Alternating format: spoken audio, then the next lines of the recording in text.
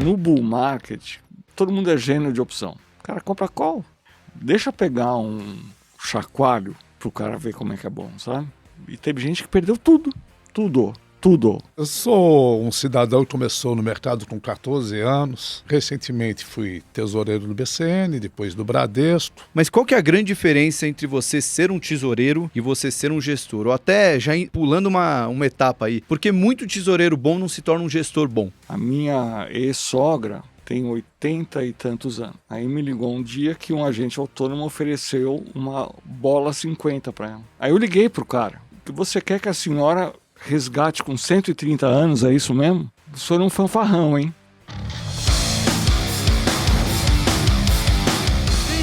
Sim, tá começando mais um Market Makers, o podcast da família brasileira. Josué Guedes, seja bem-vindo ao primeiro episódio, primeiro de muitos, se você passar no crivo, né, Josué? Pô, tá preparado? tô preparado. Responsabilidade aqui, né? 3 semaninhas sem o Renatão 3 aqui. semaninhas. Não, vai dar tudo certo, até porque estamos com uns convidados pouquinho história, então você vai ficar bem tranquilo aí. Para você que gosta de histórias do mercado, hoje vai ser uma resenha pesada. A gente vai aprender muito sobre como era o mercado no passado e como é hoje, porque esses dois convidados que estão aqui, eu não sei se eles queriam assumir essa postura, esse cargo quase de coach dos investidores na Fintuit. Rodrigo Campos e Alfredo Menezes, eles têm muita história no mercado e têm trazido muito conhecimento para os investidores no Twitter. A gente, como usuário do Twitter, o Josué até mais, né? Porque para quem não conhece o Josué, ele é o CMO do Market Makers, né? O Chief Meme Officer, é o nosso criador de memes do Market Makers. Também escreve nas newsletters de quarta ou quinta-feira? Quarta-feira. De quarta-feira também, sempre falando de livros. Aliás, parabéns pela última newsletter, falando de princípios, muito boa. E hoje a gente vai falar sobre vários aprendizados que esses dois professores que estão aí na Fintuit têm passado para a gente. E, bom, vamos falar de cenário eleitoral, falar de economia, falar de bancos, que o Alfredo tem uma experiência bem longa no setor financeiro. Os dois têm, né? Mas o Alfredo, de vez em quando, solta lá umas análises do setor no Twitter. Então, já deixa o convite aí, se você está vendo no YouTube, dá aquele joinha aí no vídeo, se inscreve no canal do Market Makers. Se você está vendo pelo podcast, avalie lá o Market Makers na sua plataforma de streaming favorita. E temos recados, né, Josué? Temos recados. Sorteio da caneca. Como é que vai ser esse sorteio da caneca, Josué? Bom, o episódio vai ao ar na quinta-feira, né? Depois das 6. E você vai encontrar uma imagem lá no nosso Instagram com as instruções para você participar desse sorteio. Então, só seguir as instruções lá e nós vamos sortear uma caneca ou vamos sortear mais? Aí você que manda, você Vamos que é o homem do... Vamos sortear 3? 3 canecas, 3 1, 2, canecas. 3. Um é bom, um é pouco, 2 é bom, 3 é demais. Então, caneca em lote. E também estamos agora no Telegram, né? Mandando cada vez mais conteúdo no Telegram. O link do Telegram no Market Makers está na descrição na bio lá do Instagram. Se você não achar, tá ali, né? Mas é só pedir também no direct.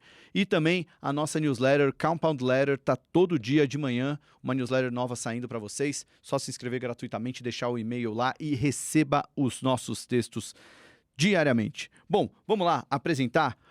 Rodrigo Campos tem mais de 30 anos de mercado, já passou pelo Boston, pelo Citi, pelo JP, trabalhou lá fora. Aqui no Brasil, trabalhou numa gestora chamada Autor, foi onde ele conheceu o Jorge Paulo Lemann, trabalharam juntos por um bom tempo e ficou 12 anos na Constellation, foi onde ele ficou por mais tempo. E ele entrou ali no Twitter, foi já em 2021, né, Rodrigão? Acho que é 2021. 2021, e ele já teve um papo com a gente em outra encarnação. Aliás, ele falou na época que foi a segunda reunião que ele teve em mais de um ano e meio ali durante a pandemia. A gente ficou bem honrado com a vinda dele. E estamos honrados porque aqui ele tem uma novidade para contar, né? Ele vai ser, ele já se tornou, né, membro do Conselho Consultivo da Armor, além de sócio da gestora, que é a gestora que tem como CEO e CIO o Alfredo Menezes, que é o nosso outro convidado. O Alfredão tem mais de 40 anos de mercado, já foi tesoureiro do Bradesco, BCN, conselheiro da B3, diretor da Ambima e dá lá seus pitacos, além de ser gestor, né, também fala muito sobre o cenário econômico, sobre os resultados de bancos. A gente vai poder falar um pouquinho de por que o Banco do Brasil surpreendeu tão positivamente nessa temporada. Enfim, vai ser um papo muito bom, principalmente para quem gosta de histórias do mercado financeiro. Pessoal, antes de começar o nosso papo, porque eu sei que isso aqui vai ser que nem gestor brasileiro operando juros no leste europeu, né? A gente sabe como ele entra, não sabe como ele sai, né? É verdade. Então, só para guardar a voz de vocês, para quem está ouvindo pelo podcast, vou começar com você, Alfredo. Conta em 30 segundinhos quem que é você no mercado, alguma coisa aqui que a gente não falou. Quem que é o Alfredo Menezes para a nossa audiência? Eu sou um cidadão que começou no mercado com 14 anos, né, numa corretora de valores, aquilo entrou na minha veia, né, e recentemente fui tesoureiro do BCN, depois do Bradesco, e por fim, há uns 7 anos atrás, saí do Bradesco, abri um family office, e há 4 anos atrás, 3 anos, 3 anos e meio, abrimos uma gestora, a Amor Capital, que tem muito mais como objetivo produtos de uma vol um pouco acima da média do sistema e um fundo de previdência que a gente considera um instrumento que foi muito mal distribuído por investidor, né? Não só pelos grandes bancos, mas por vários agentes com taxa de administração alta, e que é o dinheiro do futuro, do aposentado, né, do trabalhador. Então a gente tem um carinho muito especial por esse fundo, tem um histórico muito bom, os 2 fundos principais da casa, mas foi pensando realmente com a reforma da Previdência, instituir o fundo de Previdência e com a queda de taxa de juros, você ter fundo de uma volatilidade mais alta da média. É isso. Tenho 60 anos, 40 de mercados. Maravilha, muito bom. 46, comecei com 14, isso aí nem conta, mas eu tô sabendo. A idade, pessoal. Se estiver acertando as contas ali na hora de fazer a conta, boleta, né? tá bom, né? Bom, e você, Rodrigo Campos, meu querido, quem que é você no mercado? Cara, eu entrei no mercado no Bank Boston em 88 e desde então já tive vários anos trabalhando em tesouraria de muitos bancos e em 2001 fiz a mudança de tesouraria para asset management, começando com o escritório pessoal do Jorge Paulo Lema, que tinha um fundo deles que a gente administrava, e culminando com a Constellation, que eu fiquei 12 anos lá como membro do comitê executivo, né? E a grosso modo, cara, eu já operei tudo. Então, ação, índice, S&P, DI, DDI, DDI, que era coisa do demo, porque não tinha o FRA. Que você ficava com o bumbum na parede no dólar. O cara abria spread, já passei caixa, título público, enfim. E aí estou muito honrado com esse convite do Alfredo, porque eu fiz exatamente esse movimento, que é você sair de tesouraria e ir para asset. E é uma mudança que não é trivial. E eu falei, pô, Alfredo, eu fiquei 12 anos em asset, já falei com todo tipo de cliente em qualquer lugar do mundo, ou em todo lugar do mundo, e eu acho que eu posso agregar, porque, primeiro, a gente fala a mesma língua, que é super importante, né? Se o cara vier me falar é meio que você joga sem olhar um pro outro, sabe? Uhum. Mas esse conhecimento que a gente teve de o que não dá certo, o que dá muito certo, como captar, que passivo é legal, que produto é legal, que é super importante. Rodrigão, você já levantou uma bola que é legal explicar para a nossa audiência. Essa transição da tesouraria para asset. Para quem não faz ideia aí, o que é um tesoureiro, o que é um... Asset acho que faz porque é com quem a gente conversa sempre, né? Mas qual que é a grande diferença entre você ser um tesoureiro e você ser um gestor? Ou até já pulando uma etapa aí. Porque muito tesoureiro bom não se torna um gestor bom. Bom, eu vou falar por mim, aí depois o Alfredo conclui, né? Primeiro, é muito difícil o cara que está em banco, ele saber o quanto daquele dinheiro que ele ganhou foi ele ou quanto foi a placa. Então, por exemplo, o tesoureiro do Bradesco tem acesso a um economista que tem acesso a não sei quantos milhões de clientes ao longo do Brasil, né? Um cara da Ásia, ele está sentado lá. Né? Então eu vejo muita gente achar que vai sair de banco porque ganhou muito dinheiro, Porra, eu conheci muita gente que ganhou muito dinheiro no Gustavo Franco, tomando dinheiro a 2% ao ano lá fora e aplicando a 40% aqui. Porra, aí todo mundo, nossa, o cara é gênio. Será? Será que é ele que ganhou ou é a placa? Depois de um tempo, você vê.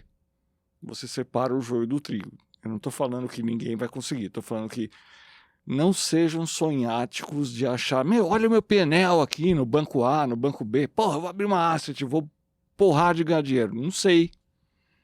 Porque você vai ter que ver até se o ar-condicionado está funcionando. Não vem nenhuma molezinha de cliente cotando $1 bilhão de entrada para você. Dá para dizer que na tesouraria o gestor tem que se preocupar basicamente só em gerir o dinheiro dos donos do banco. Não, né? que não só isso, né? Ele tem que prover preços para os clientes. Sim. Acho que estão em 2 pontos muito importantes. Um é resultado, né? Na tesouraria, você responde, claro, em última linha, para o seu acionista, mas você responde para os seus pares, ou para o presidente, para o conselho. Então, você traça o cenário e você vai ser cobrado pelo se seu cenário está certo ou está errado. E não pelo seu resultado diário, né? Ou mesmo mensal. Então, é o resultado da estratégia. Já no fundo, você não tem essa possibilidade de falar, olha, meu cenário é esse para todos os cotistas. Ele está olhando ali o taxímetro diário, né? Então, você não pode dar uma bordoada no seu cotista. Você não tem como você explicar para ele, olha, mas se a gente está pensando nisso acontecer, né, a gente recupera tudo. Por mais que você faça a carta mensal, tal, é muito diferente do que você ter uma conversa a olho a olho, né? Do que coisa. Então, acho que essa foi a grande diferença e um aprendizado que é difícil de se ter.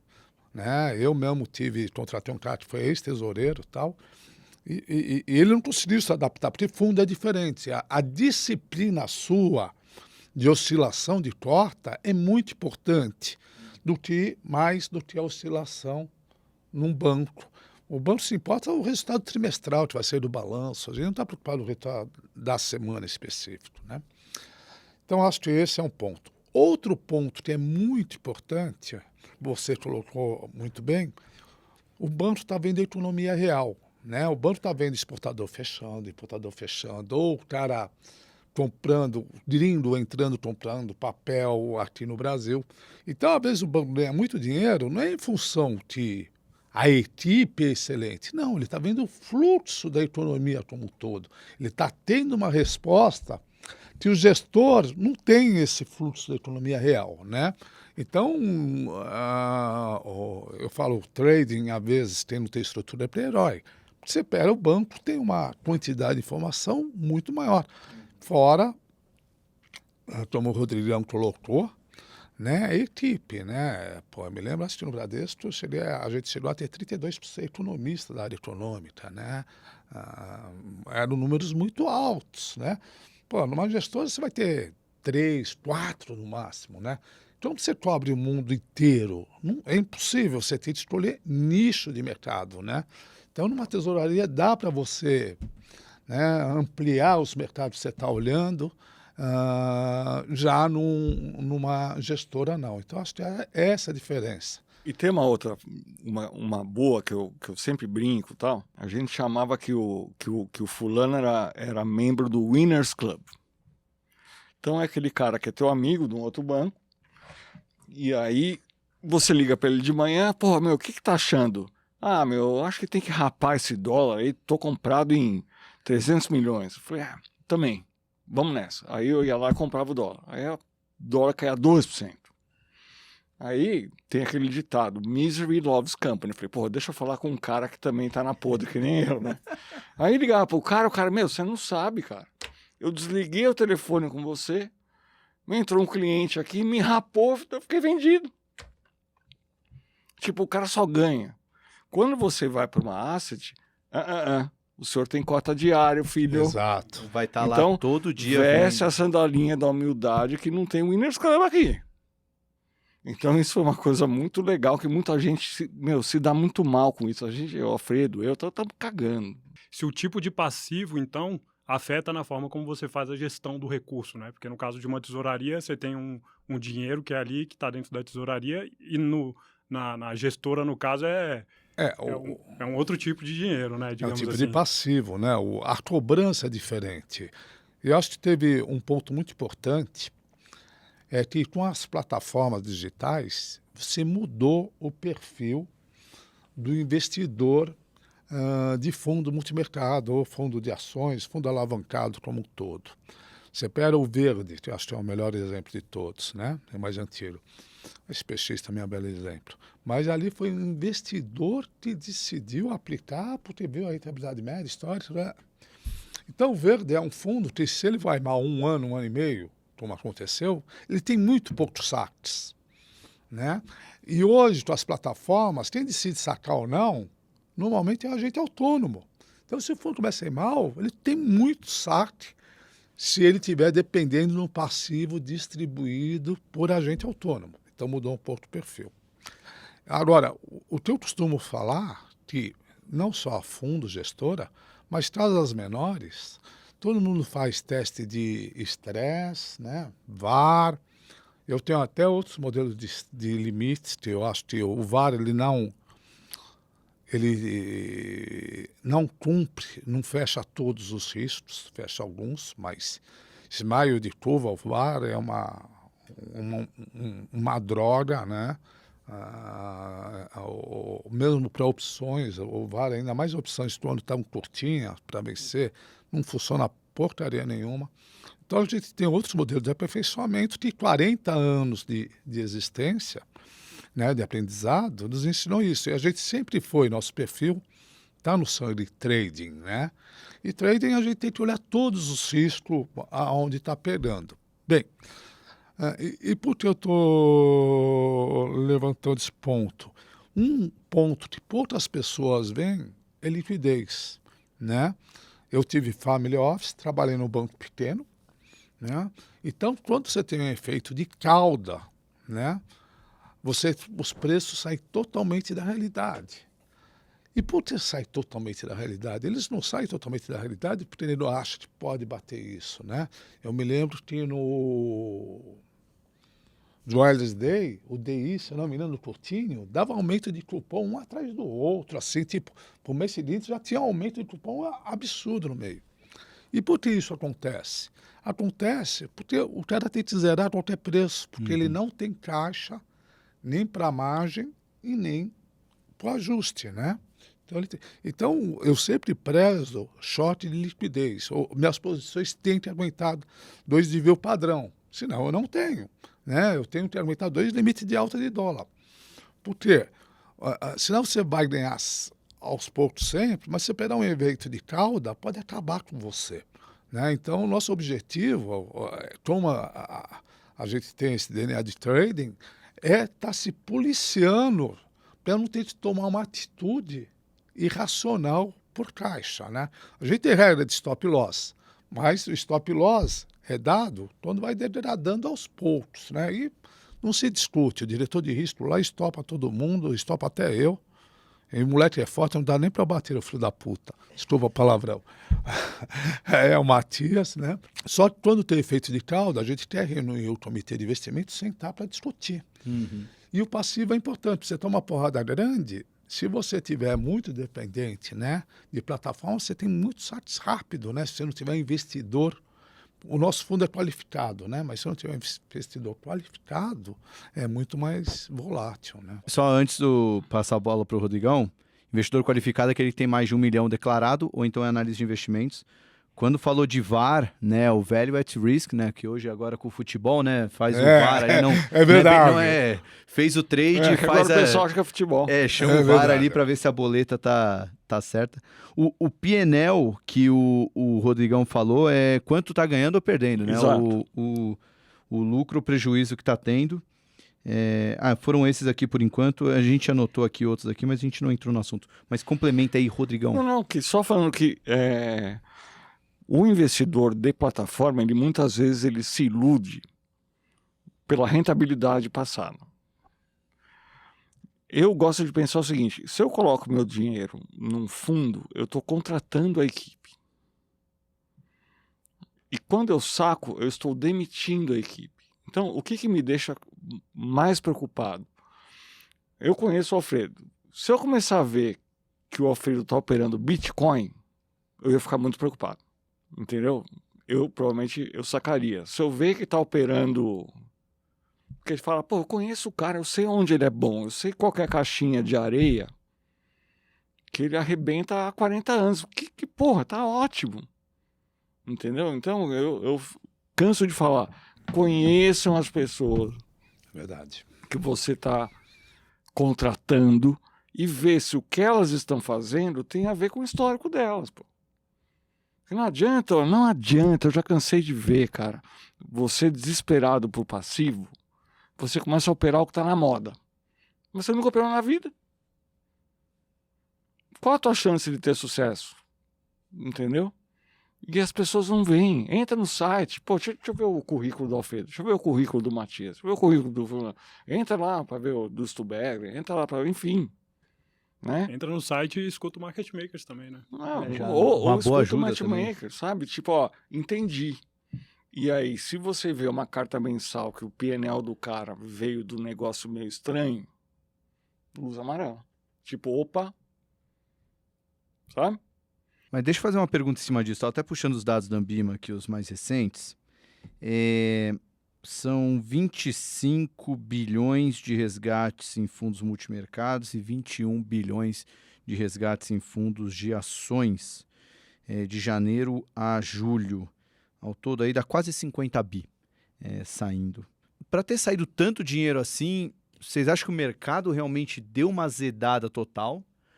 É esse tal do passivo refém do assessor? Ou também teve uma euforia ali um tempo atrás? Enfim, é difícil fazer uma análise enquanto o filme está rolando, né? Mas como é que vocês estão acompanhando, vocês até atuando numa gestora, já há muito tempo de mercado, já viram muitos ciclos. Como é que vocês estão vendo esse resgate em massa em fundos de ações de multimercado? É algo natural ou está meio exagerado? Eu até dei uma entrevista para um aluno de empresa, para o Valor, vai sair no final de semana, sobre esse tema, né? Pô, então desculpa a galera do Valor, vamos furar. Não, mas acho que nós tivemos dois eventos principais, né? Quando o BC derrubou os juros para 2%, ele só conseguiu isso por causa do coronavírus, né? Vamos falar a verdade, porque a inflação disparou e você não tinha demanda de serviço.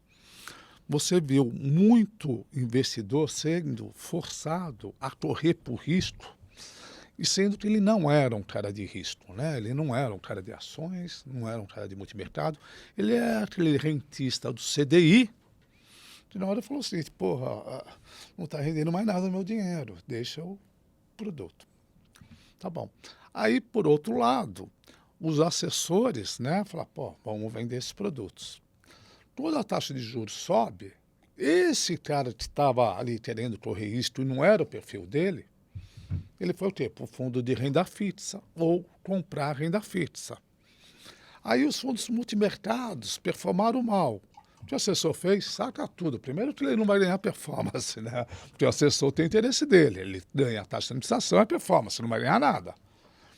Porra, saca e compra renda fixa para os seus clientes, né? Aí, renda fixa, eu digo, não é só fundo de renda fixa, é papel final.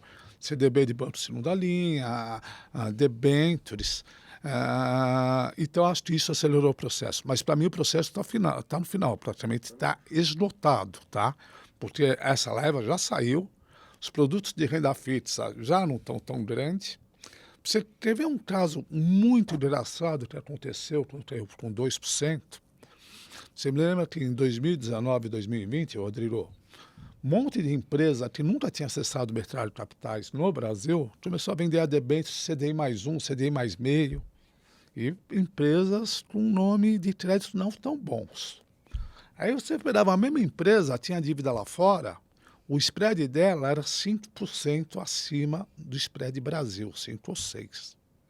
Ou seja, a empresa pagava 6% de spread lá fora, tomava dinheiro até a meio a 1 e recomprava a sua dívida lá fora. O que a AMO fez?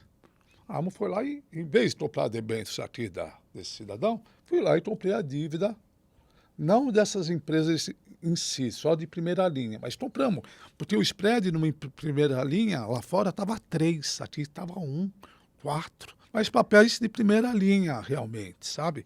Então, eu acho que os 2% fez um fluxo para fundo de ações da FIX e mesmo para a Bolsa, que não correspondia ao perfil do investidor.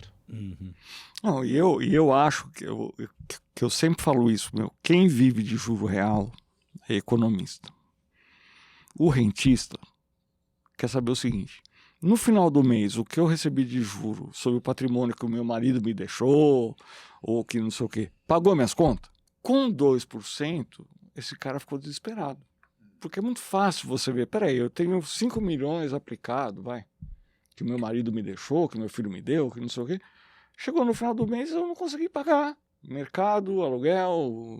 E é uma ilusão, né? Porque o que importa é os juros reais, porque um dia esse cara vai ficar morrer. na miséria. Não, e outra, você vai morrer, pô. É isso aí. Sabe que juro real importa se você quiser deixar o principal intacto para quando você morrer, mas porra, né?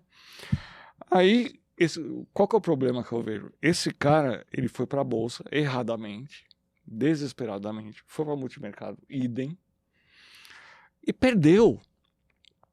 Então você imagina a viúva que botou os 5 milhões que ela tinha no fundo de bolsa, que entrou em todos os IPOs de Nubank, Enjoei, sei lá, you name it, né?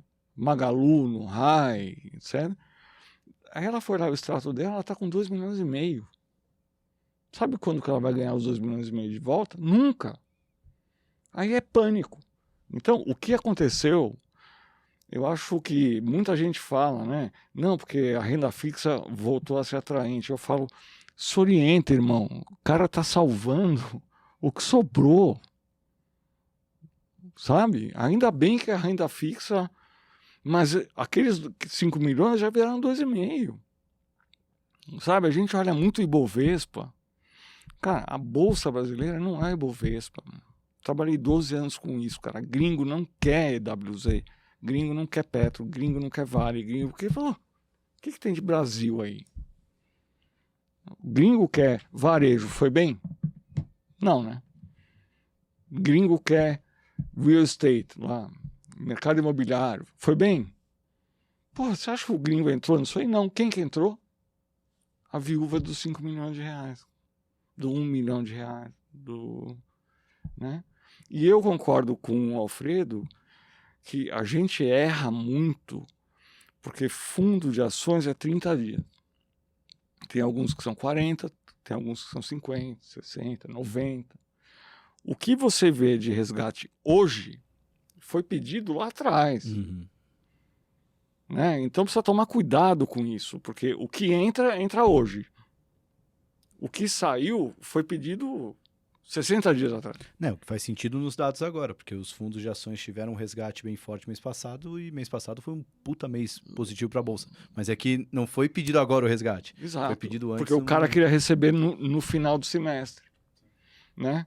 Então eu acho que está diminuindo, eu acho que quem já sentiu o hit, sentiu, infelizmente demora para voltar, quiçá nunca mais volte, infelizmente. Mas é o que é. Mas Rodrigo, se você pudesse, se essa viúva viesse trocar uma ideia com você lá no Twitter, mandava um direct, que conselho você daria? Você acha que ela deveria de fato sair da bolsa? Você acha que ela nem deveria ter entrado? Não, eu acho que nem deveria ter entrado. Né? A minha ex-sogra tem 80 e tantos anos. Aí me ligou um dia que um agente autônomo ofereceu uma bola 50 para ela. Aí eu liguei bola 50 pro cara. é NTNB, né? É. Aí eu liguei pro cara. Eu falei, pera, deixa eu ver se eu entendi. Que você quer que a senhora resgate com 130 anos, é isso mesmo? O senhor é um fanfarrão, hein? Só que uma bola 50 tem um duration de 30 anos, 25 anos, que 10 BP é 2,5% na cabeça, pô. Por que ele tá nem aí pra coitadinha da senhora que vai resgatar É o spread que ele vai ganhar de pôr 10-0. Ou seja, ele pode até acreditar num call macro de fechamento de juro que poderia até ele Tudo poderia bem, até mas ter entenda o seu justificativa. cliente. Mas o motivo, você diz que é Não. muito mais pela... E entenda o seu cliente. Fala, mas peraí, mas isso é tudo que você tem, quanto você gasta por mês, então vamos fazer uma carteira personalizada. Não, mas Rodrigão, só para... o que você falou da duration alta e entra na... Ele consegue colocar um spread maior para ganhar... Não, é que os mesmos 10 BP num papel longo, o present value, o valor presente, é muito maior do que num papel curtinho. Uhum. E é onde o cara ganha. 10 É o BP spread, de não. trade. BP, só para quem está escutando. É o ponto base, É né? o ponto básico, né? Então, tipo... 10 vezes de 4 para 4,10. O papel tá 6,5 com 6,40. Que spread de papel é o contrário, tá, gente? Que você sempre compra numa taxa maior do que aquela que você vende. Mas, enfim, são os 10 BP. Mas é que os assessores estavam conseguindo colocar um spread bem maior do que 10, né? Não, eu tô falando, eu não vou entrar no mérito, eu não conheço o pessoal, acho que tem muita gente séria, tem muito aventureiro, assim como em tudo na vida, né? Mas eu acho que 10 BP, mesmo no Tesouro Direto, é o que é o bid offer ali, Uhum. né? Geralmente é isso. E, obviamente, então, respondendo, cara, deixa eu entender, quanto você colocou? Eu coloquei todo o meu patrimônio. Quanto você está perdendo? Eu estou perdendo 50%. Quantos anos você tem? Tanto. Resgata 70% já. Não, mas... para de ficar torcendo. Sabe? E eu vi muita gente que, olha, perdeu muita coisa que, desde uma festa de casamento, que deixou de fazer, um carro... E muitos nem sabem ainda que trocar. perdeu, porque ele não marcou não mercado a carteira dele. Exato. Então, tipo, essas debêntures que o Alfredo estava falando, que estava saindo a CDI mais 1, é o seguinte, CDI mais 1, quando você compra. Se você precisar vender, o melhor bid é CDI mais 4. Não, mas como assim? Mas não é CDI mais 1? É, filho, para vender para você mas se você quiser vender para mim é CDI mais 4. E aí, no caso, quanto maior essa taxa, menor vai ser o valor de face. O valor presente dele. Então ele vai vender mais barato. Então entra na mesa lá, ou o cara vai falar, putz, eu tô sem compra, né? Eu preciso vender esse papel que você vendeu para mim, essa debênture incentivada, não sei o quê, mas, tô precisando de dinheiro para comprar um apartamento, porque meu filho vai casar, porque não sei o quê. Que preço você paga? Putz, eu não consigo pagar, não tem comprador. Pô, mas você está marcando a CDI mais 1. Não, eu sei, mas veja bem, né? See well. Entendeu? Então, a nossa cruzada começou muito por causa disso. Tipo, eu não ganho picas com o Twitter, cara. Zero. Eu venho aqui, ele vem aqui, ele fala no Twitter, tomamos porrada, tomamos bad vibe, tomamos o diabo 4. Mas eu falo, gente, não acho justo. Eu não acho justo o mercado ter crescido tanto, a gente nunca teve um ambiente tão bacana de marketplace, que é vocês, as casas de research, não sei o quê, enfim. Para vir os caras de ferrar, tem 6 milhões de CPF na bolsa. Não tem mais, velho. Então é inglório. Não. Sabe? Tipo, tudo bem, deixa um ou outro falar besteira, ficar bravo, ficar não sei o quê, mas se um cara... Se você soubesse as mensagens que eu recebo às vezes, cara, muito obrigado, eu li um Twitter seu, que quando você falou que compra chama compra, que era uma coisa que a gente falava em câmbio. Cara, BC entra na venda, pode comprar, porque ele tá vendo que tem comprador, pô, compra chama compra, venda chama venda, mas enfim... E obrigado porque eu fiz esse trade, papá, o outro manda, então para mim vale. Esse retorno esse feedback positivo compensa toda essa bad vibe que de vez em quando aparece com... Que total. Eu acho que, tem gente que faz por dinheiro, então, por isso que a gente fica triste, porque a gente não faz por grana, sabe? Mas tudo bem, faz parte. E vida que segue, pô, que vambora. Né? Mas teve algum momento aí nessa cruzada pelas redes sociais, um momento que foi quase que um divisor de águas, do tipo, nossa, depois dessa não vou mais perder tempo com isso. Teve algum momento que vocês chegaram a falar, putz, não vale a pena essa exposição? Porque o Twitter é um lugar complicado, né? É uma rede que, embora a gente conheça muita gente, possa trocar muita ideia, é um ambiente, às vezes, tóxico, até pela quantidade de os avatares que vão lá, mesmo sem fotinhos, provavelmente alguns fake que já não gosta de você na física e vai lá pra xingar, e muitos são caras que te conhecem mesmo, faz um fake pra te... Eu tive até um caso, até que eu descobri quem era a pessoa, só não fui lá quebrar a cara porque eu tô velho. Né? Às vezes você vai com um maior intuito de educacional. O Rogério Xavier fez um belo trabalho, o Breda também. Né? Xavier saiu. O Breda também. Tudo bem, cada um tem a sua ideologia política, eu tenho a minha. Quem me conhece sabe que eu tenho um viés de direita e tenho um viés de direita por quê? Porque eu saí de um cortiço e o trabalho e o estudo que fez eu subir. Então eu acho que o capitalismo, né, e a direita é o melhor instrumento de você tirar o povo da pobreza do que o socialismo. Acho que o socialismo... Né? Você deveria ter data para início de assistência para começar e para acabar, né? Para o cara poder evoluir. A não ser o cara que é doente, o idoso. Mas, pô, moleque de 18 anos, eu vou ficar sustentando a vida toda? Não. Porra, você tem 5 anos, 6 anos, vai estudar, trabalhar. Depois acabou a moleza. Bem, mas aqui é só dando uma resposta em público para o pessoal do Twitter. Então eu tenho esse viés porque eu acredito que aconteceu comigo. Bem, então, me revolta, às vezes, cara cobrando de Estado, e tem muito isso, né? O governo tem que dar. O governo não cria valor, ele está repassando, ele está tirando de alguém para passar.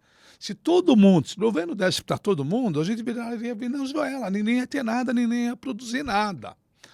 Então, e às vezes revolta, porque por mais que você fale sobre isso, né? As pessoas compram como se o governo pudesse ser o poder mágico de tudo. Então, eu já pensei em sair sim, várias vezes, né? Mas eu resisto, talvez até por um negócio que eu não consigo entender. Tem muito investidor de renda fixa, eu diria que talvez 70%, 60%, não sabe a diferença de juros efetivos compostos com linear. Não sabe que é uma taxa interna de retorno, né? Isso é um negócio que eu tento agregar, explicar tal. E eu peguei vários twitters de algumas pessoas, não vou citar nome, vendendo produto de gato por lebre, né? Que tinha um puta risco implícito, porque quem não conhece o produto, né? Se compra, é questão de bonds lá fora, tá? De perpétuo, a pessoa toma uma porrada de perder o rumo, de perder 30%. Então, apesar de ter os haters, tem os oportunistas no Twitter também. Fato. Né? Então, mas se você perguntar, Alfredo, você preferia estar fora do Twitter? Eu acho que sim. Eu não estou, talvez, pelo lado meio social. Tipo, porra, tem alguém que pode... Tem gente que aproveita, tem gente que está, sabe... Né, tendo uma disciplina, mas te dá vontade, às vezes dá. Primeiro que eu acho que o Avatar, na média, é tambada de covarde, né? Uhum. Não tem coragem de pôr a cara para falar. E segundo, tem a gente que está ali só para empenhar e não ajudar em nada. Desculpa, acabei desabafando aqui. Não, aqui pode ser um momento de desabafo aqui do Market Makers, a gente também está aqui para ajudar vocês. Você vê, eu entrei nessa meio assim, quando eu vi um post, inclusive, que eu fui bloqueado, e um cara falando que tinha que operar opção e que gregas não importam. Pô, eu fiz MBA, eu já operei opção, eu já vi banco quebrar, com opção de IDI na véspera do Copom. Aí eu falei, não, peraí, meu, você tem que saber as gregas, pô. Sabe? Aí fui bloqueado, falaram que eu era isso, que eu era aquilo e tal. E eu falei de boa, falei, pô, sabe? E é aquele negócio, no bull market, todo mundo é gênio de opção. O cara compra call. O cara compra call 25 delta. Aí rola. Hein? Deixa eu pegar um chacoalho, como a gente já viu N, pro cara ver como é que é bom, sabe? E teve gente que perdeu tudo. Tudo. Em alguns papéis que o pessoal tira sarro aí, né? Que não vou falar. Ver alguns papéis aí, por exemplo, Nubank, valeu 1,5 vez o Banco do Brasil. Sei lá, valeu uma vez, quase 2 vezes o Banco do Brasil. 1,2 Itaú, Bradesco. Porra, tem algo de errado, gente. Esse 2% levou esse desespero. O nego ia comprar qualquer coisa, né? Olha a bancarização que tinha que ter. E o Nubank é classe C e D. Eu sei o resultado que dá por conta corrente classe C e D. Isso aconteceu também com Via Varejo. Olha o preço que foi.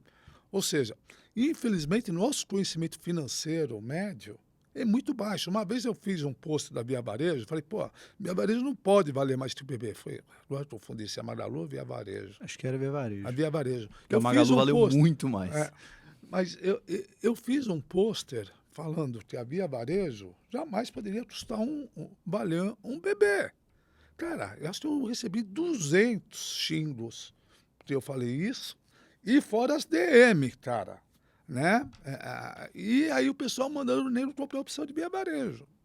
Infelizmente, a ambição do investidor brasileiro, às vezes, fala mais alto que a razão. E aqui entre nós, se o cara fosse tão bom esse adicto, porque ele ia estar passando para todo mundo. Deixa ele ganhar sozinho, né? Até porque o mercado de opções tem Não, cara, mais... E uma coisa que o pessoal não pensa, que eu comecei a ver, é o seguinte. Se você está num país rico como a América, que tem os 401k, a renda anual do cara é tipo 20 vezes a nossa, 30. Então não tem problema o cara ser um pouco mais agressivo nos investimentos. Ele está investindo numa economia robusta, com regras conhecidas, etc, etc. Nós temos que botar na cabeça, nós somos um país pobre. Se você cobra R$2.000, R$3.000 de um cara para fazer um curso Mandrake, ou incentiva ele a colocar aquela poupança que ele tem de R$15.000, que é uma vida, num papel desse, é criminoso, cara. Sabe? Isso que eu olho e falo, cara, vocês não estão entendendo, meu. Você está acabando com um sonho de uma pessoa. Eu falei num evento que eu tive, que eu lembro que o Alfredo concordaria comigo. Tipo, eu, se pudesse, eu ligaria para o cliente e falo, quanto % do seu patrimônio você está colocando comigo? 100%. Eu ia falar, não quero. Não quero, cara. Você vai me atrapalhar. Eu quero 20, máximo. 30. Você entendeu? Sim. É óbvio que eu não posso fazer isso, porque eu nem sei. Mas tem muito gestor que não tá nem aí. Vem sem. Toma emprestado. Pede dinheiro pros amigos. Vamos que vamos. Vamos alavancar, né? Vamos alavancar. Agora, você falou um negócio de fundo de ações, dos sites de multimercado e fonte de ações. Tem que tomar cuidado. Tem uma parte dos sites de fundo de ações. A gente gosta muito de olhar a pessoa física, né, um ponto institucional e um gringo. Mas grande parte desse site de fundo de ações foram provenientes de fundo de previdência e fundo de pensões. Legal Por falar quê? disso. Quando a taxa de juros sobe B, próximo de 6, é o artorial high de todo mundo. Então, os fundos de previdência, eles se entopem de B, né? E para isso precisa fazer caixa, vender ação. Então, se você for por... É legal deixar bem claro isso, né, Alfredo? Porque, assim, é até uma matemática meio simples, né? Porque o fundo de previdência, fundo de pensão, ele trabalha com a meta... Artorial de juros reais. Então, para ele, se o juro já subiu... Pra que vai correr risco? Facilita muito mais ele garantir a nota 10 ali na NTNB do que querer tirar um 10,5 no fundo de ação. Perfeito. Então, você viu, inclusive, a gente ainda não tem o dado atualizado, vocês vão ver que o fundo de previdência e de pensão diminuíram muito a participação de ação e subiram muito B. A B já dá para ver que subiram muito, porque a dívida pública já divulgou. E por quê? Porque é exatamente isso. Porra, meu autorial é 6, porque eu vou correr risco se eu consigo cumprir a aposentadoria dos meus, não sei se é cotista, meus pensionistas, né? Beneficiários. E hoje nós estamos vendo a B começou a fechar a taxa de juros. Então, com certeza, esse fluxo de venda do fundo de pensão e previdência vão diminuir muito. E é um volume muito expressivo na nossa bolsa, fundos. É muito maior do que... porque eles têm aplicado em vários fundos de ações fora da carteira própria deles, né? Eles têm em fundos de ações cotas. Então, no meu ver, a bolsa é de alta, até porque a taxa de juros B está fechando, os caras vão parar de vender. Fora que tem preço de resultado melhor, tal. Então, eu estou com um viés otimista para a Bolsa do Brasil. Enquanto a B estiver fechando e não abrir, eu acho que diminuiu o fluxo desse grande player, né, que temos no mercado. Então, só para... Quando você perguntou sobre fundo de ações do SAC, uma parte enorme desse fundo de ações foi troca de ativos por B.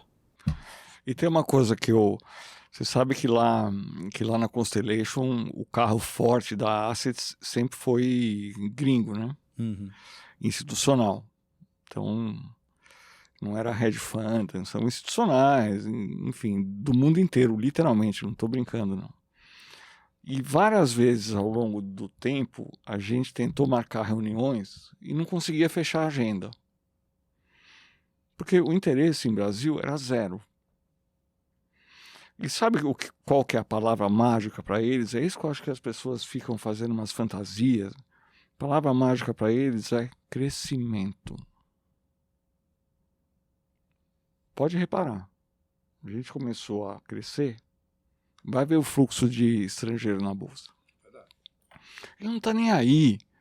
Ah, mas é o presidente A, o presidente B, é o ministro A. Cara, você não está entendendo, cara. Eu tenho dinheiro no mundo inteiro. E eu brinco que não é científico isso, tá? Mas eu sempre brinco que, na minha opinião, a moeda é como se fosse a ação do país.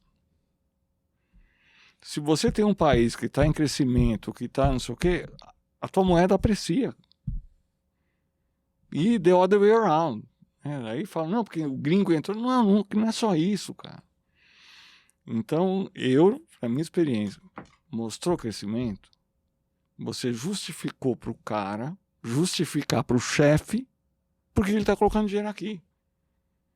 E vou perguntar, pessoal aí que está assistindo, que tem ETF de China, como é que chama o ministro da Economia da China, por favor? Aí eu vou te perguntar, mas peraí, como é que você tem um ETF de China e não sabe nada do Xi ou quem é o ministro da Fazenda?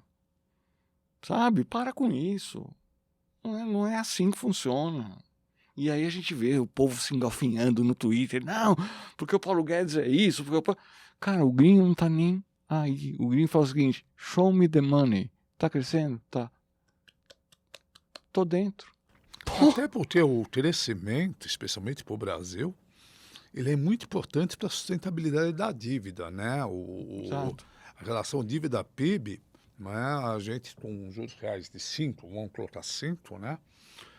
Se eu não tiver crescimento, para estabilizar a dívida, se a gente está 80, 5 vezes 8 dá 4, teria que ter um primário de 4, que não vai ter nunca, né? Nunca. Então, a gente precisa de crescimento. 2, 3, ajuda muito para a sustentabilidade da dívida. Então, isso faz diminuir o risco do Brasil, faz dólar, o real se fortalecer, né? O dólar cair e bolsa subir, porque se melhorou o risco do Brasil. Né? Então, o crescimento ele é tão importante ou mais para o Brasil do que o superávit primário. Porque o superávit primário você tira recurso do sistema, né? O crescimento não. Então, o crescimento, eu diria que é o melhor sinal para um país em desenvolvimento, né? Para amanhã ele mudar de patamar. Por isso que eu acredito muito do lado capitalista. Falar é malvado, come criancinha, come nada. Acho que é o jeito de você tirar as pessoas, né, e aumentar a renda per capita da população. Eu me lembro que nos anos 80, os japoneses estavam dando show nos Estados Unidos com o just in time, com as técnicas gerenciais e tal. E aí todo mundo da faculdade tinha que ler... na faculdade pra cacete. Tinha que ler, né, algum livro desses. Eu me lembro de ter lido um livro do Akio Morita, As Artes Gerenciais Japonesas, ou algo do gênero e tal, que ele fala uma coisa que eu nunca esqueci, até já tuitei, mas fica para os amigos aqui. Ele fala, o lucro é a maneira que a sociedade encontrou para retribuir você por um serviço bem feito para ela, sociedade. Eu acho isso de uma singeleza tamanha, porque é verdade. Então, chega de empresa zumbi, chega de chupim, você está usando um recurso que é escasso de uma maneira que não é benéfica para a sociedade como um todo, né? Fala, olha o lucro que o cara deu. Pô, que bom! A sociedade está gostando. Sabe? Óbvio, não estou falando do monopolista ou do... Mas, tipo, pô, ele tá, sei lá, um Mercado Livre da vida. Eu não sei quanto de lucro. Pô, o pessoal tá curtindo. Que legal. Sabe? Enfim, que era só para... Vamos aproveitar, já começar a trazer os tweets que deram o que falar aí pra gente botar na roda de discussão, Josu. Esse aqui o Alfredo falou, eu e a maioria da Faria Lima criticamos greves pacas. Comparando os números de outras economias com o efeito da pandemia, Brasil se saiu melhor que a maioria. Acho que cabe uma meia-culpa e reconhecer que acertamos mais que erramos na economia com relação à epidemia. Deixa bem claro, né? Nós acertamos mais que erramos com relação à epidemia com a economia. O dinheiro vai para o lado político. Mas vamos pensar o seguinte, eu me lembro que no início de ano, a maioria das previsões é que o PIB esse ano cairia 0,5 a 1. Eu mesmo achava. E aí era consenso que o PIB ia perder 0,5 ou 1. Isso já se falava em setembro do ano passado. Nós vamos crescer 2,5, quem sabe 3. A gente, durante a pandemia, que isso foi um grande acerto, a gente deu dinheiro na veia para o consumidor. A gente não ficou fazendo como se fazia crédito subsidiado, que passa pelo banco, deu dinheiro na veia. A gente falava, a relação dívida-PIB vai explodir, vai para 110, 108. A gente fechou em 80. Aí você fala, foi por causa da inflação. Eu escuto muita gente falando por causa da inflação. É uma puta mentira. Na verdade, foi por causa da pandemia. A pandemia permitiu a gente ter um juros reais negativo de 8, já que você não tinha consumo pelos serviços. Você pode falar, demos um totó na dívida. É verdade, a gente meteu um juros reais negativo absurdo, que não vai acontecer de novo, né? Deus queira que não tenha outra pandemia. Mas com relação ao Guedes, a gente teve vários acertos, né? O overhead que ele tirou, todo mundo sabia que tinha esse benefício fiscal desde o governo Fernando Henrique, né? Eu estou no sistema financeiro faz tempo e todos os bancos se aproveitavam desse benefício fiscal. Inclusive, a maioria desses bancos, se pegar o balanço de 2018, 2019, tinha patrimônio mais lá fora do que aqui no Brasil. Por quê? Por causa da... Aqui eu não vou entrar em detalhe do efeito fiscal, mas dava um ganho fiscal para os bancos, né? E eram números que representavam, em alguns bancos, de 10% a 15% do resultado do banco. E o Guedes, desculpa, apesar de todos esses ministros saberem que tinha isso, foi o único que brigou e mudou isso, né? Tirou esse benefício do overhead, né, de variação cambial externa não ser tributada e o cara poder compensar o prejuízo aqui dentro. Tivemos o PIX também. Mas o PIX foi Banco Central, é verdade. Mas não é de hoje, tem projeto do Banco Central, não só o PIX, estão vários projetos bons, que nunca passaram porque não teve apoio político, seja do ministro da Economia, seja do ministro da Fazenda ou do Executivo. Né? Então, no meu ver, Guedes errou em muita coisa, acho que errou e acho que o Roberto Campos também, mas teve seus acertos e o mercado errou. Acho que o compromisso com a verdade aí, eu acho que é importante. Né? Qual foi o economista que imaginava que o desemprego ia cair esse ano? Me aponte um. economista renomado, não teve, gente. E olha que nós estamos indo bem o desemprego, né? Então, falar que perto da nossa inflação esse ano é menor que a inflação americana, né? Então, eu não consigo falar que foi uma droga, o Guedes Não, o mercado errou e ele acertou esse último ano. E na média, né, na hora que olha o desemprego, a inflação dos outros países, na média nós estamos relativamente bem. Isso estou falando no mundo como um todo, né? Porque se pegar aqui a América Latina, então, aí é uma desgraça, né? Se comparar com a gente é brincadeira.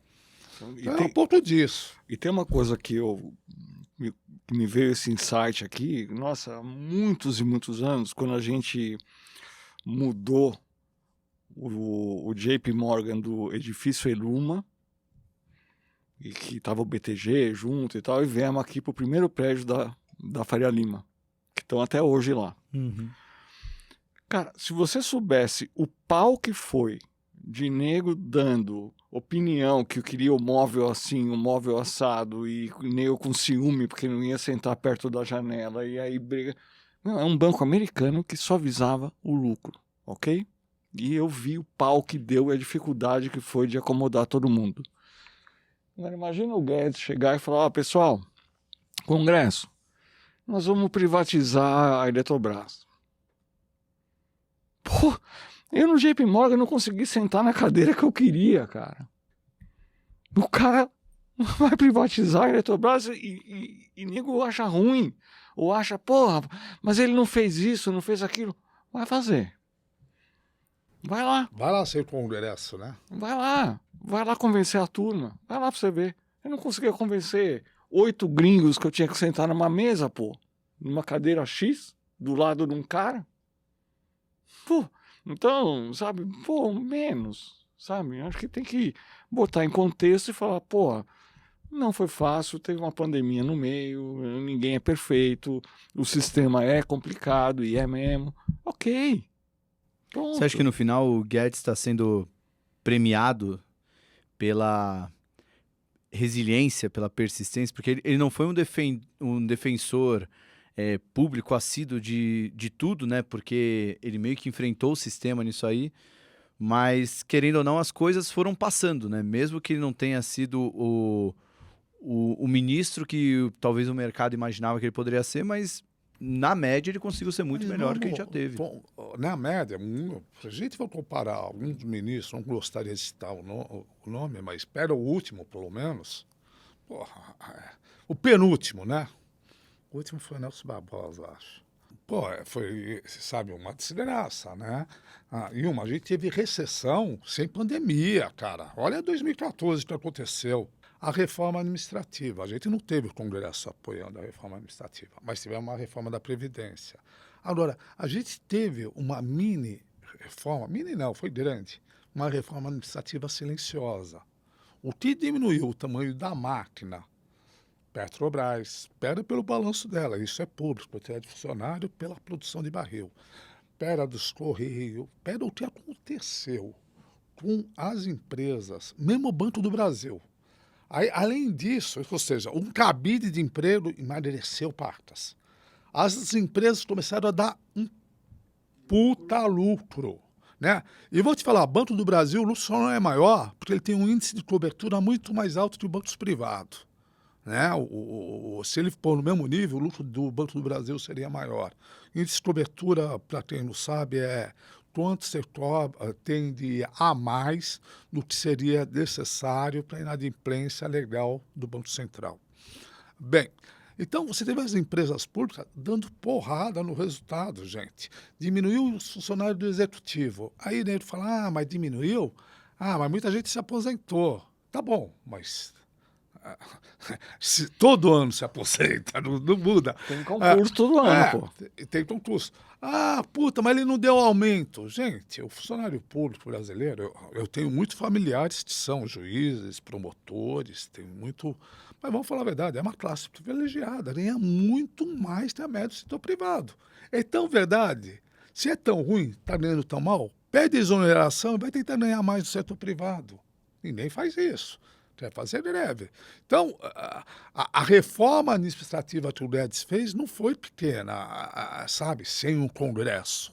Então, é que a imprensa não divulga, mas se você olhar os balanços dessas autarquias, dessas empresas, e mesmo no executivo, vocês vão tomar uma surpresa, né? Mas só Folha de São Paulo desse fim de semana, na capa da Folha. Gastos com servidor atingem o menor patamar em 26 anos, citando projeções do Ministério da Economia, ou seja, já está começando a ficar perceptível isso daí. Mas leia o resto que ele fala que eu não entendi, quer ver? Ó, fatia do funcionalismo caiu de 4,2 a 3,4 do PIB. Isso. Agora vê um dado sobre a população que eu fiquei meio bugado.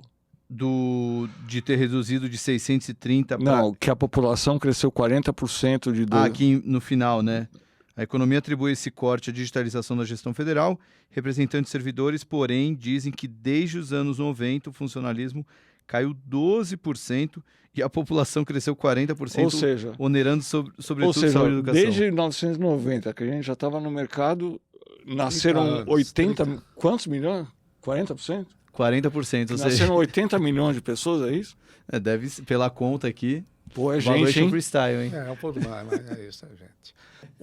O cara que é do contra, ele vai falar, mas o serviço piorou. Depende do serviço. Acho que alguns serviços estão argumentando isso, né? Precarização do serviço, né? Qual serviço piorou? Saúde piorou? Pô, a gente gastou dinheiro para saúde, para pandemia, para cacete. Eu não sei. Serviço piorou... federal ou público, né? Porque polícia é estadual, né? A gente tem que tomar certos cuidados, porque são poucos os serviços que o governo federal presta, né? A maioria dos serviços são pelo Estado e pelas prefeituras.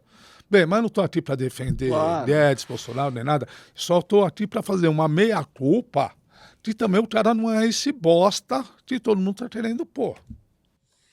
Sabe? E outra, a gente coloca uma opinião sobre um fato, não tem nenhum problema, ninguém tem que concordar com a gente, mas pelo menos lê o que está escrito.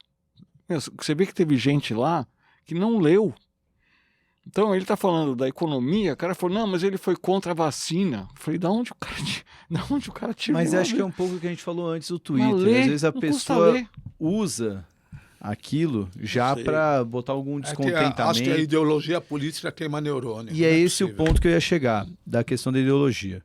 Vocês, por estarem muito tempo no mercado, e até por terem, vamos dizer, o rabo solto aí, vocês talvez se sintam mais à vontade de falar isso, dar opiniões políticas, quer elogiar o Guedes, elogia, quer criticar, critica.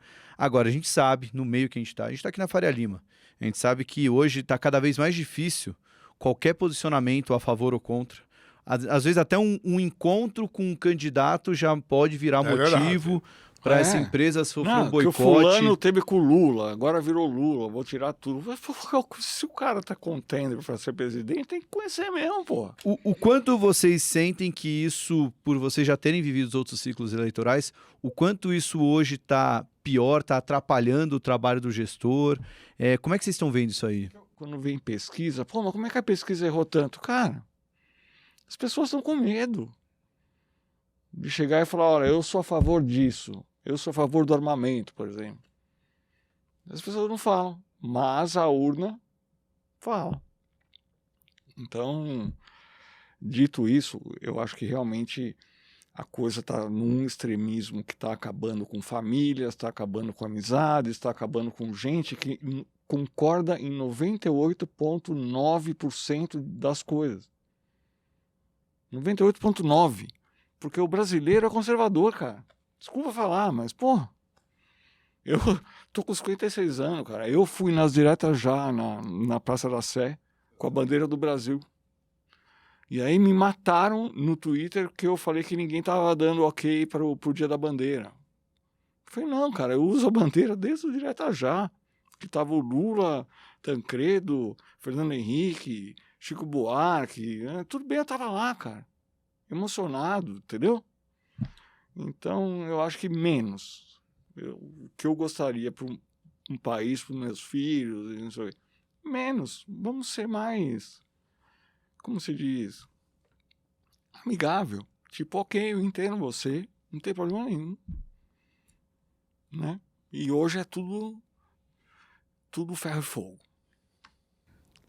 Será que eu gostaria, se vocês permitirem, falar um pouquinho do cenário de macroeconômico que nós Claro, estamos vendo na Amor? Eu adoraria falar disso, tá? Entre as 20 mil coisas aqui que a gente poderia trazer para o assunto, mas, Alfredão, por favor, fala aí pra gente. Vamos falar, Você até o tweetou Rodrigo recente sabe sobre bem, a gente conversou inflação. bastante há tempo, né?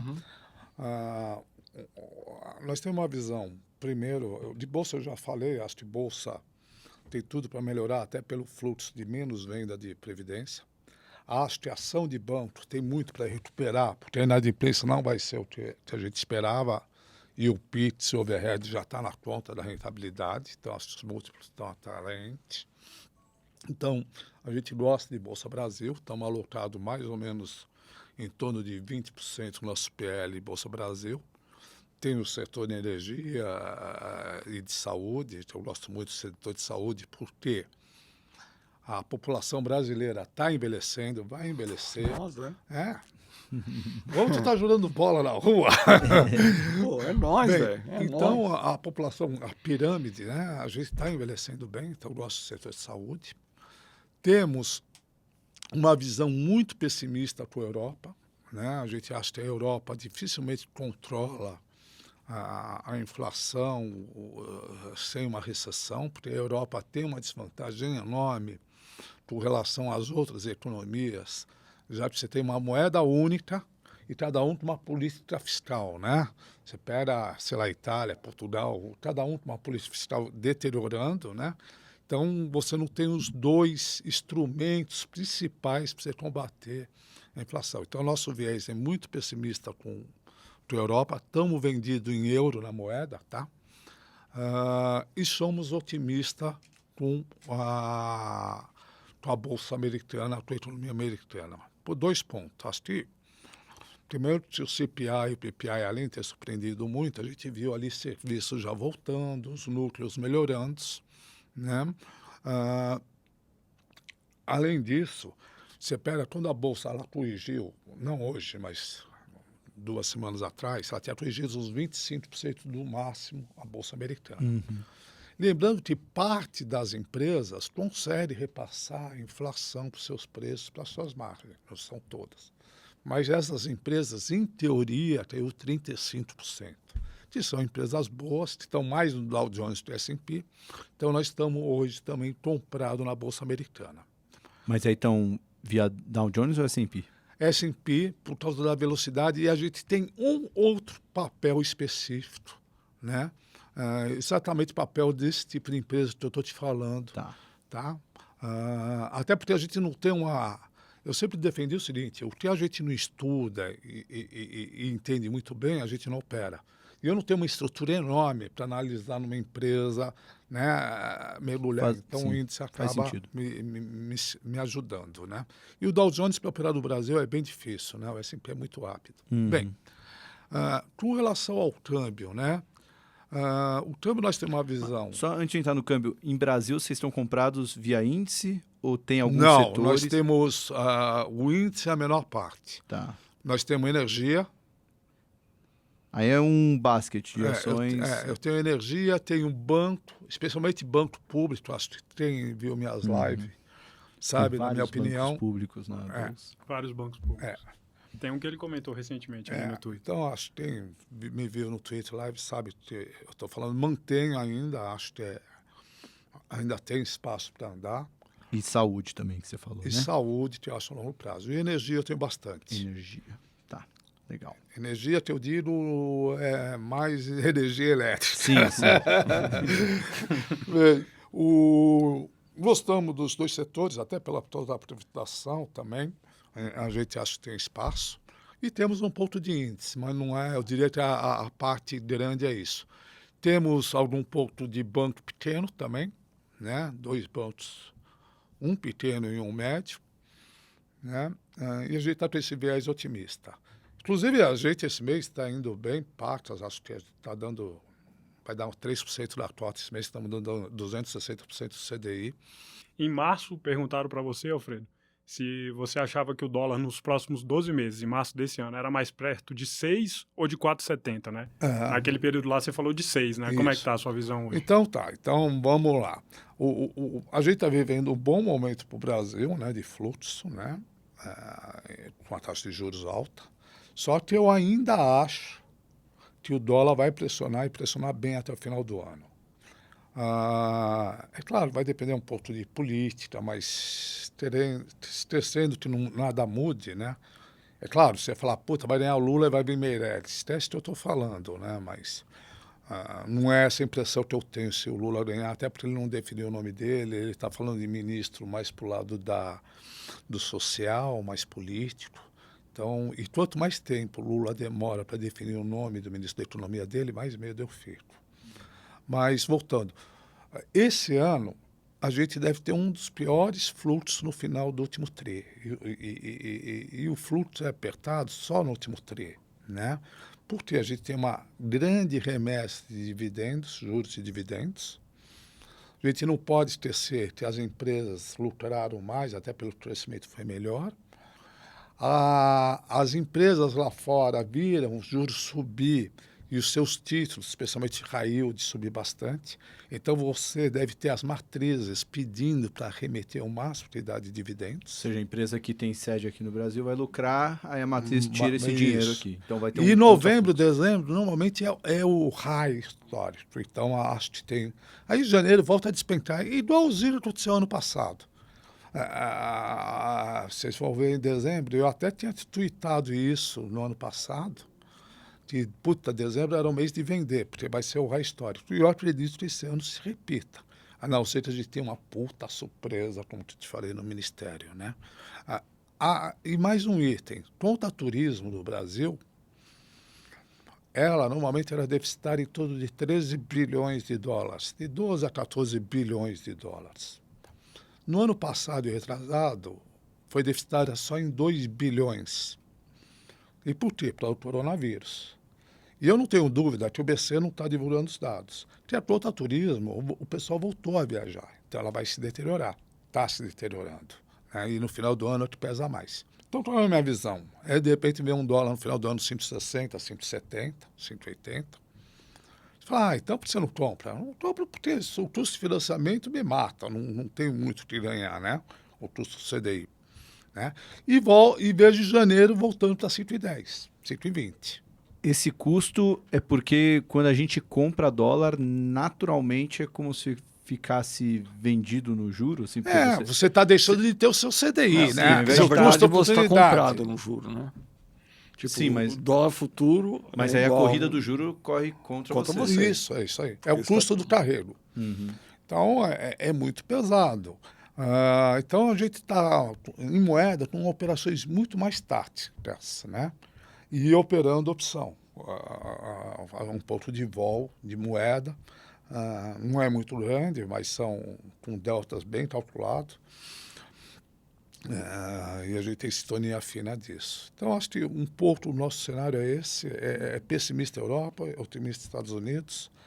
Ásia, a gente tem algumas dúvidas, que aí eu acho que enquanto a gente não redimir a dúvida, eu preferia não colocar, mas a gente acha que a China realmente ela tem as ferramentas na mão, querendo ou não, esses caras são, não é à toa, estão 2.000 anos aí negociando no mundo, então a gente não tem, eu já vi muita gente preocupada com a China, a gente tem um viés um pouco menos pessimista também. E eu acho que é um pouco do cenário, não sei se o Rodrigo quer completar. Foi boa a análise? Juros. Foi boa, né? Juros. Juros nós estamos Vai levar um 10. Vai levar um 10. Juros estamos aplicados com prazo médio, né? Até janeiro 24. A gente está vendo os índices de inflação local melhorando bastante, tanto na parte de serviços, todos nos núcleos aparados, né? Por mais que fale, do combustível não foi pontual, uma parte é permanente, né, do ICMS. Outra parte pode ser pontual, mas não é o total. Então, a gente tem um viés um pouco mais otimista com os juros, estamos aplicados também. Acho que esse é o resumo um pouco da estratégia da casa. Uhum. O fundo de previdência segue a mesma linha, mas, claro, muito menos alavancado, até porque a previdência tem né, as suas regulamentações legais. Vou fazer só uma pergunta aqui, Alfredo. Você estava falando sobre o dólar, né? E recentemente você comentou que no curto prazo o fluxo manda no dólar, né? Isso. E no médio e longo é fundamento, Não né? tenho dúvida. Mas essa sua visão até o final do ano é muito por conta do fluxo? É Porque você fluxo, tá 100% fluxo. E lá em janeiro, então, aí volta mais Volta para fundamento. 120, é isso aí. É isso aí, essa é a É visão. fluxo pontual. Agora, o BC ele pode administrar esse fluxo, mas normalmente o BC administra para cima, né? Então, eu acho que em dezembro, novembro, eu acho que nós vamos ver a moeda 160, 180. Assim como não acredito em moeda de 4,70. Sinceramente, não. Você não está naquele call do careca lá, né? Do 4,50. Ele acho que ele já está há um ano naquela. Eu acho que primeiro, gente, vamos pensar o seguinte: a gente teve uma inflação, tudo bem, tem a inflação americana, tem um pouco da inflação do mundo. Mas a gente tem uma inflação aí, em um ano e meio, acima de 16%, né? Se você tirar a Europa americana, em um ano e meio, vai dar uns 7, 8. A gente deve ter uma inflação maior, uns 8%. Se você pegar 5,100, tirar 8%, você já está em 4,5%, né? É claro, eu tinha que fazer essa ponderação com todos nossos pares, contra todos os nossos pares. Eu estou falando grosso modo. Se a gente for pegar os últimos 2 anos. Então, eu não acredito nesse tempo 4,5%. A não ser que termos de troca exploda, né? Mas, pelo contrário, o termo de troca parou de andar. Então, não... E sobre a eleição, né, eu acho que se for Bolsonaro ou Lula, não tem emoção nenhuma. A única emoção que a gente pode ter é um nome muito ruim de ministro da Economia do Lula. De vir um nome tipo, sei lá, ele cogitou falaram em Haddad, por exemplo. Acho que vai ser... Se vier um cara tipo lá, Manteiga, acho que o mercado pode estressar, sim. Agora, o resto, eu acho que, seja lá quem for, você não vai ter nenhum presidente com a maioria absoluta. Vai ser uma eleição dividida. Então, vão ser 2 presidentes relativamente fracos, que vão estar na mão do Congresso, do Centrão. Aí a gente fica aqui se matando, é Lula ou Bolsonaro, a gente devia estar se matando o seguinte: qual o melhor deputado federal ou senador, né? O brasileiro fica pensando só do cargo máximo do executivo. E quem manda no país agora, gente, o executivo perdeu muito poder, né? O legislativo cresceu muito de poderes, e mesmo o judiciário, né? Então, a gente está errado em dar tanto foco em presidente e não na casa baixa, casa alta, né? Que nem é nos Estados Unidos. Nos Estados Unidos você vê que você tem ali o republicano, democratas, né? Não tem 500 partidos, como no Brasil, que você nem sabe se é de direita ou de esquerda, né? E ali você pode ter um presidente de esquerda ou de direita que não vai fazer muita cagada, nem para lá, nem para cá, né? Então, acho que a gente está fadado a ser um país mediano. A gente não vai ir para a Suíça, também não vai para a Venezuela, porque o Congresso não vai deixar. Então, é importante a gente eleger bem deputado, e não presidente. Agora, o tal do terceiro turno, que a gente tem ouvido falar num episódio com o Claudinho Coppola, que ele falou disso, o Stuberger falou na Expert, né? O terceiro turno é o termo que eles estão usando para falar desse cenário possível de 52-48, seja lá para qual lado que for. Vai ser uma eleição muito acirrada, o que pode gerar recontagem, pode gerar um estresse, uma grande... o resultado demorar um pouco mais para sair. Isso pode gerar um estresse maior para o mercado, mas a consequência é isso que você falou, um presidente fragilizado porque ele vai ter uma maioria quase que mínima. Mínima, né? Exatamente.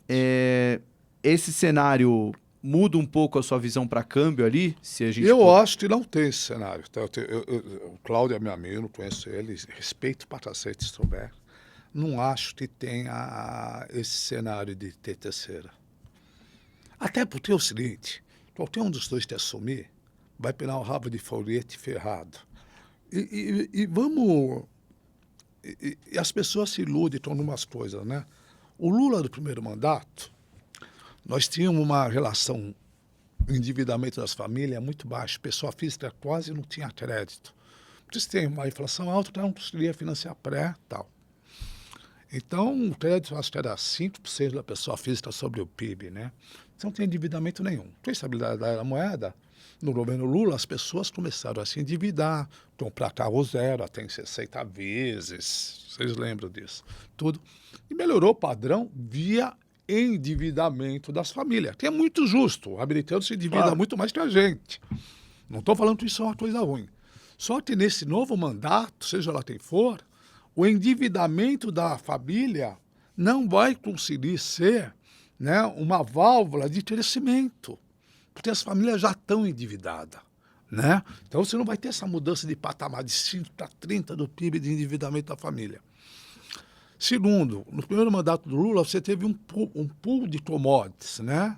Que você teve até um pouco recente, mas não vai ter de novo. Você tinha um espaço fiscal com crescimento, com tudo, que você não vai ter de novo.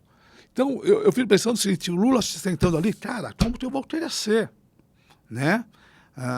E a gente teve uma transferência de renda importante da sociedade para os menos favorecidos.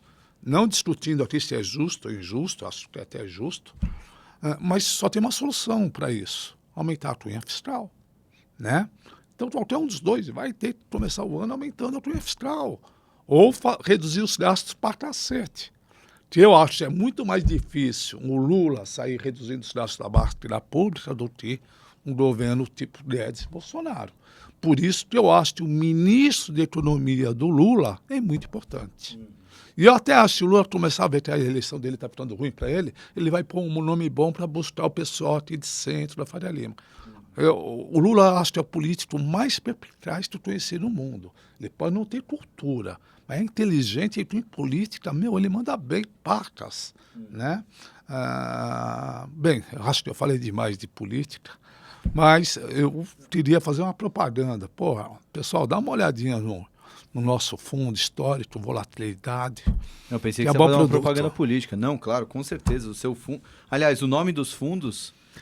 Na verdade, a gestora chama Armor Capital, né? Se pôr Armor Capital, vai aparecer. Nós temos o fundo Arts, que é para o qualificado. Né? Nós estamos aí rendendo na média 300% do CDI desde o início. Uma volatilidade em torno de 10 a 11, ele na média. Temos um fundo de previdência que eu considero um fundo de previdência muito bom, até pelos ativos que nós temos, como a gente administra. A gente é um dos poucos fundos que tem muito renda fixa lá fora, com renda aqui dentro, de primeira linha. Então, nossa correlação com a indústria tende a ser baixa. E esse fundo de previdência tem dado 150% do CDI, na média, e tem sido muito... Porque você vê fundo de previdência... tem um nome o fundo de previdência ou só Armor Prev? Armor Previdência. Armor Prev. E em plataformas estão em... Plataforma nós estamos em 19, né? O BTG, Inter, Genial, Nova Futura. Lá no site aparece todas as plataformas, não quero ser injusto de não falar. Só não estamos na XP ainda. Já fica aí, então, é mais fácil aí, ó. Estamos em todas menos XP, já facilita. Estamos praticamente em todas menos XP. E só uma curiosidade, Alfredo, por que Armor? Bem, aí... Primeiro, eu gosto de coisa medieval, mas Armor vem de armadura, né? Do inglês, do americanizado, né? Não Armor. Porque eu vejo no mercado, inclusive o nome dos fundos tem a ver com isso, artes. Né? O mercado, como quase toda a vida, não dá para ser de peito aberto. Você tem que estar protegido, pelo menos seus órgãos vitais. Costumo falar que no mercado, sempre alguém se machuca, você sempre vai se machucar, mas você não pode ser fatal. Então, Armor vem da armadura, né, no mercado, e eu tá excelente. Pode ser o que acontecer e amanhã eu vou estar vivo, eu não vou estar. Então, vem isso. Aí, por que Arts? Porque é um fundo mais agressivo, mais ataque, uma válvula melhor. Né? Porque Sword, né, o Arts de Machado. Né? Não é o desodorante, é o Machado. Né? Que também te protege o desodorante. O Arts tem a ver porque, é um fundo mais arrojado, né, tal. Sword, que é a espada, né? A espada é um negócio mais... tem um fundo Sword também? Você tem o Sword, que aí é para público em geral, varejo, mas a volatilidade é menor. Porque o Sword é um negócio mais técnico, mais suave. Até a gente está pensando em espada medieval, mas estou pensando em... E mais grima, né? E o machado era porrada mesmo, meio viking, né? Mas a armadura ela é muito importante para se defender os órgãos vitais, para você se perpetuar. Acho que no nosso ramo financeiro, né? Eu vi muita gente boa quebrando, vi muita gente...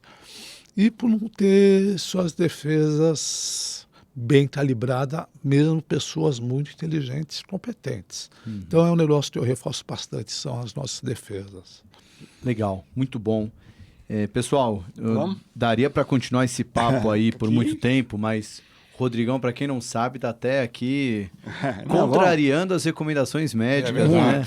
Muito. Então vamos pro ping-pong para liberar o Rodrigo, que ele tem que descansar esse fêmur, que tem que voltar aí com tudo. E olha, a gente se ajuntou. Eu tinha quebrado a bacia, né? Numa explosão de jet ski. 3 vezes depois ele quebrou o fêmur. Cacete, vai ter olho. Sai zica, hein, meu? Nós estamos virando o Homem de Ferro, cara. Homem de ferro, Vocês são o call aqui das empresas de saúde, né? Que estão dando Porra, trabalho aí. Agora o ping-pong, aquele momento, são 5 perguntas que nossos convidados vão responder direto e reto. A primeira parte são as perguntas dos livros. Então, quero que Rodrigo Campos e Alfredo Menezes nos digam qual, primeiramente, o livro de mercado que vocês recomendam aí pra galera. Eu gosto muito dos livros do Dan Ariely, que não são de mercado, eles são muito mais de psicologia, que eu acho que tem cada vez mais tudo a ver com o mercado. Mas já tá dentro de mercado, porque depois que ganharam o Nobel até o Kahneman, então... O cara é Tem fantástico. algum livro especial do Dan? Aquele íntimo, do Ariely. Previsivelmente Irracional. Tá, boa. Esse é o livro do Rodrigão. E você, Alfredo, um livro de mercado pra galera? Tem vários, mas Só um. eu gosto da virada do milênio. Na virada do milênio, do Roberto. Ok, na virada do milênio, do Roberto Uvo, né? Isso. Roberto Campos. E um livro de fora do mercado, Rodrigão? Cara, eu já indiquei no Twitter o Siddhartha do Hermann Hesse. É uma história muito bonita de uma trajetória de uma pessoa. Hermann Hesse é o cara que escreveu O Lobo da Estepe. E você, Alfredo, um livro de fora do mercado? Pode pegar na cola aí. Não tô nem, eu só estou confirmando o autor do coisa. Mas eu vou falar o livro que eu gosto mesmo. É um livro da Bíblia. Eclesiastes. Acho que ali tem umas lições de vida muito importantes. Eu acho que é um livro curtinho, dentro do Antigo Testamento, mas eu acho que ali tem muita sabedoria. Muito bom, muito bom. E a anti-recomendação de livro, aquele livro que, como o Renatão, que está de férias, não está aqui para falar, né, Josué, se quiser assumir a parte dele, mas é a famosa... A famosa frase que o Renatão colocou aqui, né? Um livro para morrer antes de ler. Olha, eu tinha um terapeuta que ele me falou o seguinte, falou, se você quer ler uma peça de ficção, leia uma biografia escrita pelo cara.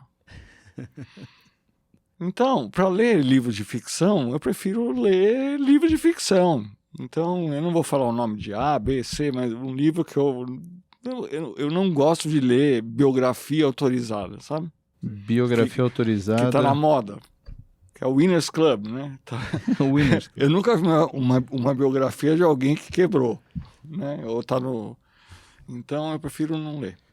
Eu particularmente. Acho que foi uma classe de livros essa, né? Já não foi foi um livro, foi uma categoria. Não, até porque se eu indicar eu vou ser injusto em não indicar os outros. Com né? todos os outros que não merecem que não merece ser indicado.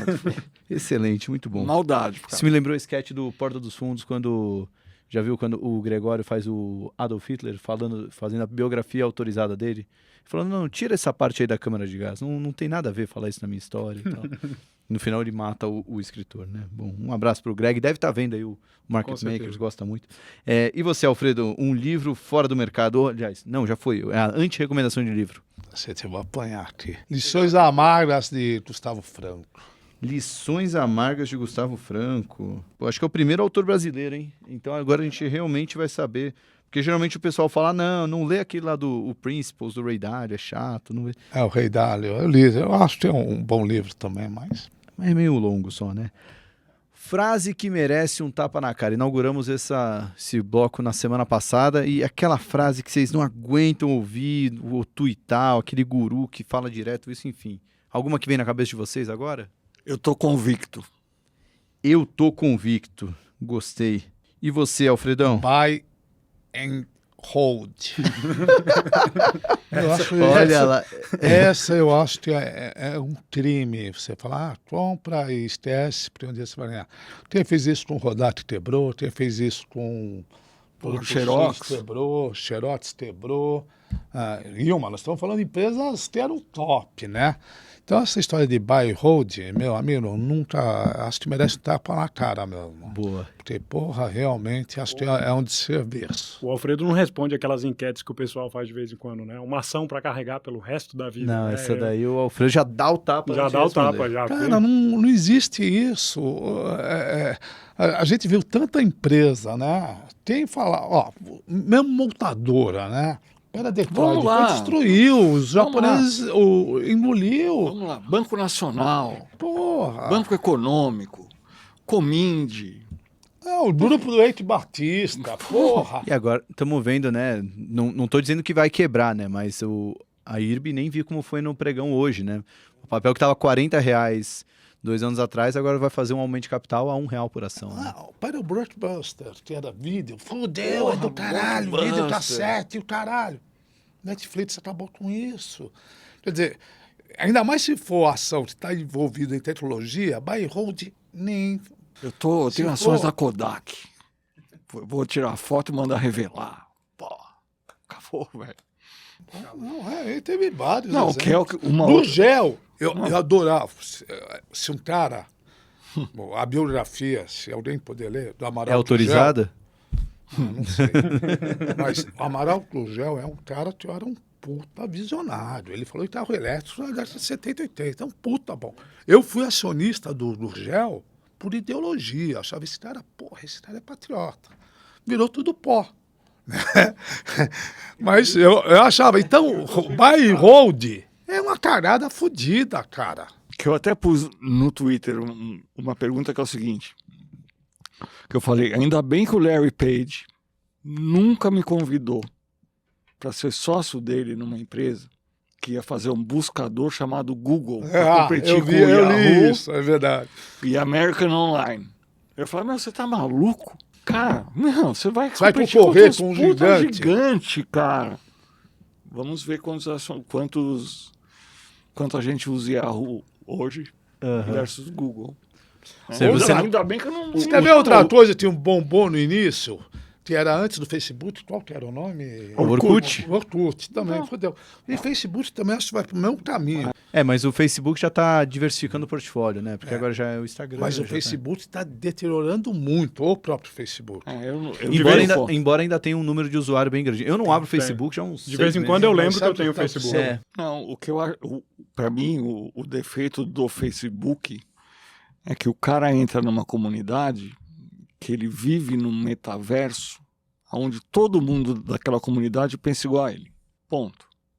E manda notícia, manda não sei o quê, igual ele. Então ele está preso naquele mundo, ele não consegue ver um outro lado. Tipo, opa, bom ponto, hein? Deixa eu pensar nisso. O Twitter, com todos os defeitos dos haters, não sei o quê, ele é muito mais democrático. Você está aberto. É isso, não. Estou com o peito aberto, falei aqui, estou esperando. Ou você vai ver um outro lado da história, ou você vai me criticar, não tem problema nenhum. Então eu parei com o Facebook por causa disso, parei com o Instagram por conta de inveja, porque lá todo mundo é rico, bonito, com saúde, e eu já estou velho, pobre, doente.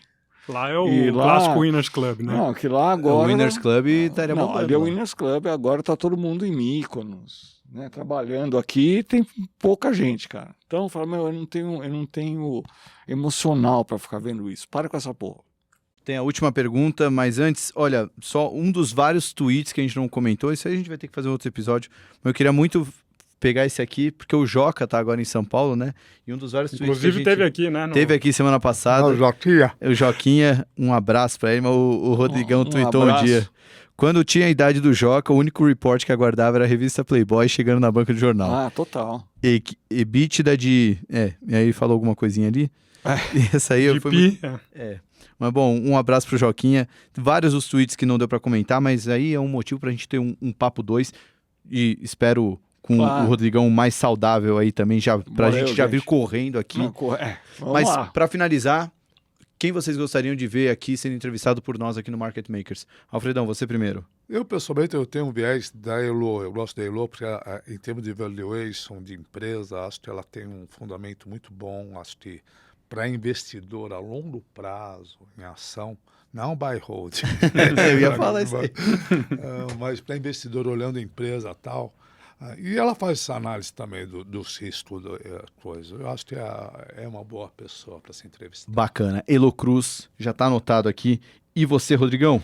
Puta, cara, eu sou meio vezado, mas eu gosto muito do Beto Sicupira, cara. Pô, esse aí vou pedir até sua ajuda aí, se quiser, porque esse aí é um pouquinho mais difícil de falar em público. Mas se o Beto Sicupira vier, é aula mesmo. A Elo a gente já conversou em outros carnavais, na outra encarnação, né? Já tá ali no fim tweet, fica mais fácil. O Beto Sicupira... É bom que ela realmente... já faz propaganda pro Bolsonaro. Muito obrigado, Rodrigão. Muito obrigado, Cara, Alfredo. foi um Obrigado a prazer, vocês. cara. Muito E, ó, legal. Parabéns. Você tinha que mandar bem, mas não tão bem, cara. Josu, valeu demais. Valeu. Alfredão e Rodrigão, valeu demais. Se vocês gostaram do episódio, já sabe, né? Dá aquele joinha no vídeo, se inscreve no canal. Se você tá ouvindo pelo podcast, deixa lá seu comentário. Na quinta-feira, vai lá no Instagram, já vai ter o sorteio da caneca que o Josué falou. Vão ser 3 canecas sorteadas. Leia nossas newsletters, acompanhe a gente no Telegram. Toda quinta-feira, às 6 da tarde, tem episódio novo aqui do Market Makers, beleza? Um beijo grande no coração de vocês e até semana que vem.